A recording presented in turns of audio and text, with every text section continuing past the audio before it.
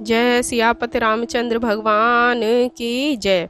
10वां सर्गा रावण का अशोक वाटिका में आगमन तथा विप्रेक्ष माणस्य वनम पुष्पित पादपम विचिंत वतक्ष विदेही किचेक्षुषा निशा भवत। पुष्पित वृक्षों से युक्त उस अशोक वाटिका को दुखते देखते और सीता को खोजते खोजते थोड़ी ही रात्रि शेष रह गई थी। षडंग वेद विदुषाम क्रतु प्रवर्या जिनाम शुश्राव ब्रह्म घोषास्य विरात्रे ब्रह्म रक्षसाम। उषाकाल होने पर संगो पांग वेदों के ज्ञाता और बड़े बड़े यज्ञ करने वाले वेद पाठी राक्षसों की वेद ध्वनि को हनुमान जी ने सुना।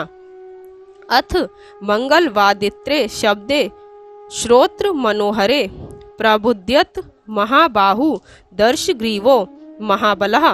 उधर प्रातःकाल होने पर कर्ण प्रिय और मन को आह्लादित करने वाले मंगल सूचक वाद्यों की मधुर ध्वनि से महाबाहु एवं महाबली रावण को जगाया गया।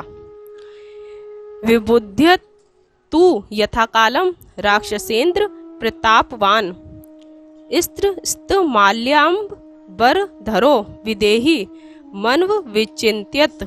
महाभाग एवं महाप्रतापी रावण यथा समय जागृत हो गए और उठते ही सोते समय खिसकी हुई अपनी मालाओं और वस्त्रों को संभालते हुए वे सीता के विषय में सोच विचार करने लगे।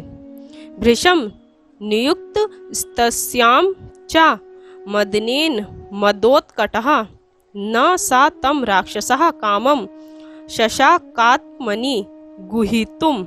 सीता के प्रति अत्यंत आसक्त होने के कारण उसकी काम वासना उग्र रूप में उमड़ पड़ी थी। वह अपने काम वेग को रोकने में सर्वथा असमर्थ था। स सर्वाभरणे युक्तो विभ्र छिय मनुत्तमाम अशोक वनिकामेव प्रविशत संतत द्रुमाम। अतः उसने आभूषणों से अलंकृत होकर और इस प्रकार अपूर्व शोभा को धारण कर संघन वृक्षों से पूर्ण उस अशोक वाटिका में प्रवेश किया। अंगनाशत मात्रम तु तम व्रजंत मनुव्रजन महेंद्र मिव पौलस्त्यम देव गंधर्व योषितः। जब रावण अशोक वाटिका की ओर चला तो उसके पीछे 100 स्त्रियां भी इसी प्रकार चली जैसे देवराज इंद्र के पीछे देव और गंधर्वों की स्त्रियां चला करती हैं। दीपिका कश्चनी कश्चिन जगृह स्तत्र योषितः बाल व्यजन हस्ताक्ष तालवृत्तानि चापरः। उनमें से कुछ स्त्रियां अपने हाथों में स्वर्ण दीपक लिए हुए थी। किसी के हाथों में चवर और किसी के हाथ में ताड़ के पंख थे। राजहंस प्रतीकाशम छत्रम पूर्ण शशि प्रभम स्वर्ण दंडम पराह गृहीत्वा पृष्ठतो ययो। कोई राजहंस की भांति श्वेत और पूर्णिमा के चंद्रमा की भांति गोल सोने की डंडी वाला छत्र रावण के ऊपर ताने हुए उसके पीछे चली जा रही थी। निद्राम दपरीताक्ष्यो रावणस्यस्तोमः स्त्रियः अनुजगमुः पतिवीरम घनम विद्युलता इव। इस प्रकार रावण की ये सुंदरी और प्रिया स्त्रियां जिनकी आंखें नींद और नशे से भरी हुई थी अपने वीर पति के पीछे उसी प्रकार चली जा रही थी जिस प्रकार मेघ के पीछे विद्युत चला करती है। तत् कश्चिन नादम च निपुराणाम च निस्वनम शुश्राव परम स्त्रीणाम स कपि मारुतात्मजः। प्रातःकालीन उस वेद ध्वनि के पश्चात पवन पुत्र हनुमान जी ने उन सुंदर स्त्रियों की तगड़ी और बिच्छुओं की झंकार को सुना। तम चाप्रतिम कर्मणाम मचिंत्य बल पौरुषुम द्वार देशम नु प्राप्तम ददर्श हनुमान कपिहि।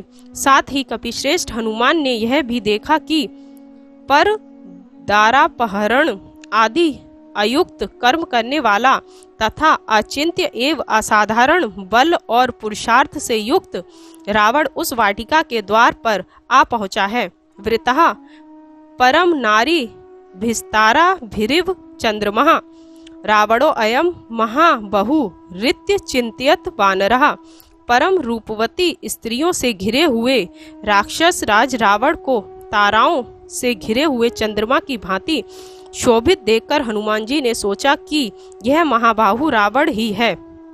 सा तथाप्य युग्र तेजः स्त्री धूर्तस्य तेजसा पत्र गुहांतरे सक्तो हनुमान संवृतो अभवत। यद्यपि हनुमान जी स्वयं भी अत्यंत तेजस्वी थे, तथापि रावण के तेज के समक्ष वे निस्तेज हो गए और वृक्ष की एक डाली पर उसके संघन पत्तों में अपने आप को छिपा लिया।